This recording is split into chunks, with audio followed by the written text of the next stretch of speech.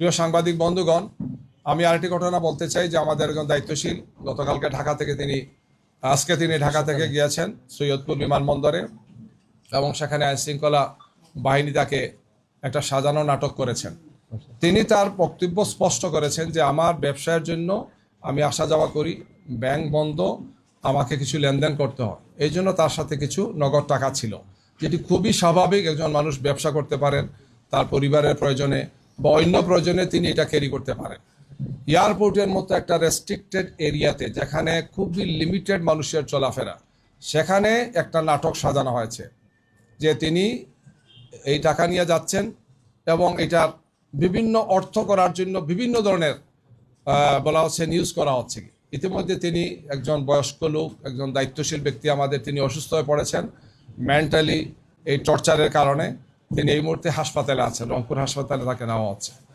আমরা খুবই দৃঢ়তার সাথে বলতে চাই, বাংলাদেশ জামাত ইসলামী তার নীতি নির্ধারণ, তার কর্মপন্থা, তার কর্মসূচি এবং তার সাংগঠনিক কার্যক্রম পরিচালনা সবসময় স্বচ্ছতা এবং জবাবদিহিতার সাথে আমরা ভূমিকা পালন করে থাকি। জামাত ইসলামীর নেতৃবৃন্দকে, জামাত ইসলামীকে বিতর্কিত করার জন্য এই ধরনের অপপ্রয়াস অতীতে হয়েছে। গত 28 তারিখ আমিরে জামাত যখন কুষ্টিয়া থেকে সফর আরম্ভ করেন, আপনারা খেয়াল করেছেন, তখন মেহেরপুর জেলা আমিরের গাড়িতে অস্ত্র পাওয়া গিয়েছে এই মর্মে একটা নিউজ দেওয়া হলো।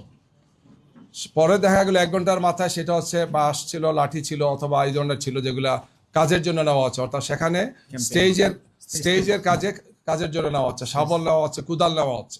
1 ঘন্টার মধ্যে পরবর্তীতে তার গাড়ি দেখা গেল তিনিও গাড়িতে নেই, তার নির্বাচনী কাজে ব্যবহৃত গাড়িতে এই জিনিসগুলো ছিল, কিন্তু বলা হলো যে অস্ত্র তিনি বহন করছেন। এই ধরনের উদ্দেশ্য প্রণোদিতভাবে কিছু নিউজ তৈরি করে কিছু লোক আইনশৃঙ্খলা বাহিনীর একটা অংশের যোগসাজশে আমাদের ভাবমর্যাদাকে নষ্ট করার জন্য চেষ্টা করা হচ্ছে। অথচ 1 ঘন্টার মধ্যে তাকে ছেড়ে দেওয়া হচ্ছে, তাকে বলতে তার গাড়িতে যারা ছিলেন, এবং বলা হচ্ছে যেগুলো কিছুই ছিল না, এবং সেটাই আসলে বাস্তব ছিল।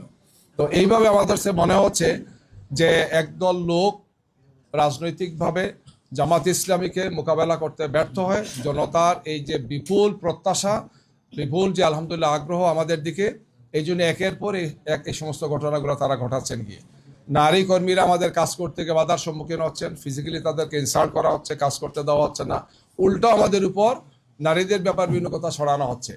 এবং এই ধরনের সাজানো ঘটনাগুলো অত্যন্ত স্পষ্ট হয়ে যাচ্ছে।